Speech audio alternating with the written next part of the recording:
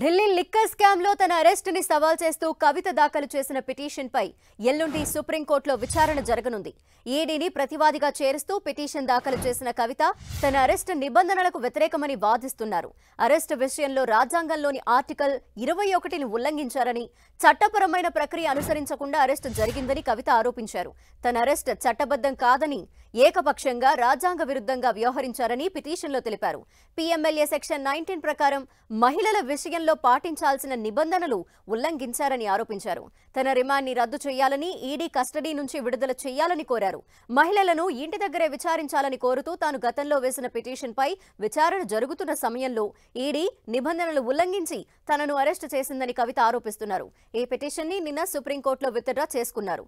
ఇప్పటికే అరెస్ట్ జరిగిపోవడంతో ఈ పిటిషన్ నిరర్థకమని భావించి వెనక్కి తీసుకుంటున్నట్టు తెలిపారు. ఢిల్లీ లిక్కర్ స్కామ్ లో ఈ నెల 16న ఈడీ అధికారులు హైదరాబాద్ లో కవితని అరెస్ట్ చేశారు.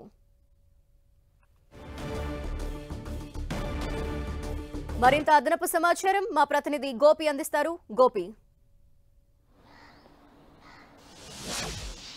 Delhi liquor scam money laundering కేసులో కవితను ఈడీ అరెస్ట్ చేయడాన్ని సవాల్ చేస్తూ సుప్రీంకోర్టుని ఆశ్రయించారు బీఆర్ఎస్ ఎమ్మెల్సీ కవిత. సో ఆ పిటిషన్ పైన శుక్రవారం సుప్రీంకోర్టులో విచారణ జరగబోతోంది. కోర్టు నెంబర్ 2లో త్రిసభ్య ధర్మాసనం ముందు ఈ కేసు విచారణకు రాబోతోంది. ప్రధానంగా జస్టిస్ సంజీవ్ ఖన్నా, అలాగే జస్టిస్ ఎంఎం సుందరేష్, అలాగే జస్టిస్ బేలయం త్రివేదితో కూడిన ధర్మాసనం ఈ కేసుని విచారించబోతోంది. 2 రోజుల క్రితమే కవిత ఈడీ అరెస్ట్ను సవాల్ చేస్తూ సుప్రీంకోర్టులో పిటిషన్ దాఖలు చేశారు. రిట్ పిటిషన్ నిన్న సిజేఐ ధర్మాసనం ముందు మెన్షన్ మెమో కూడా దాఖలు చేయడం జరిగింది. అయితే అందులో ఉన్న తప్పుల్ని సరిదిద్దుకోవడం జరిగింది. ఈ నేపథ్యంలోనే ఈ కేసు కోర్టు నెంబర్ 2 ముందు శుక్రవారం రోజు లిస్ట్ అవ్వడం జరిగింది. సో ఈడీని ప్రతివాదిగా ఇందులో కవిత చేర్చడం జరిగింది.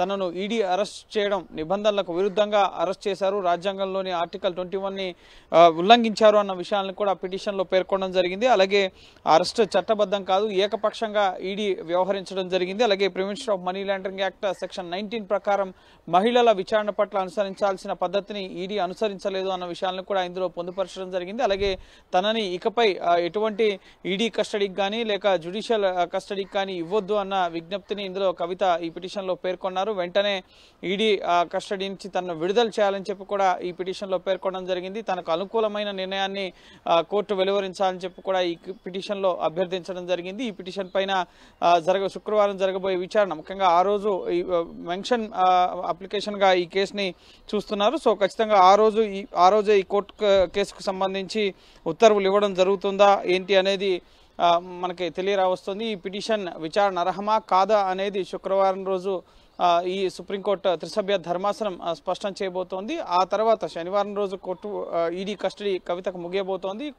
రోజుమిని కోర్టులో ఎలాగో ఆ రోజు ఆమెను ప్రొడ్యూస్ చేయాల్సి ఉంటుంది కాబట్టి సో ఆ రోజుకు మునిపే, శనివారం మునిపే సుప్రీంకోర్టులో ఈ కేసు విచారణకు రాబోతుంది. కాబట్టి కవిత కేసు విచారణకు టేకప్ చేస్తారా, కవిత ప్రేయర్ని పరిగణలోకి తీసుకుంటారా అనేది శుక్రవారం తెలియబోతోంది. అలాగే నెక్స్ట్ వీక్ అంతా కూడా సుప్రీంకోర్టుకి హాలిడేస్ ఉన్నాయి కాబట్టి ఒకసారి ఈ కేసుని, కవిత కేసుని రిట్ పిటిషన్ని టేకప్ చేస్తే కనుక ఈ కేసు తదుపరి విచారణ ఎప్పుడు ఉంటుంది, దీనికి సంబంధించి ఈడీకి ఏమన్నా సమన్లు జారీ చేస్తారా కవిత పిటిషన్ పైన అనేది కూడా శుక్రవారం క్లారిటీ రాబోతోంది. సో సుదీర్ఘ న్యాయ పోరాటం అయితే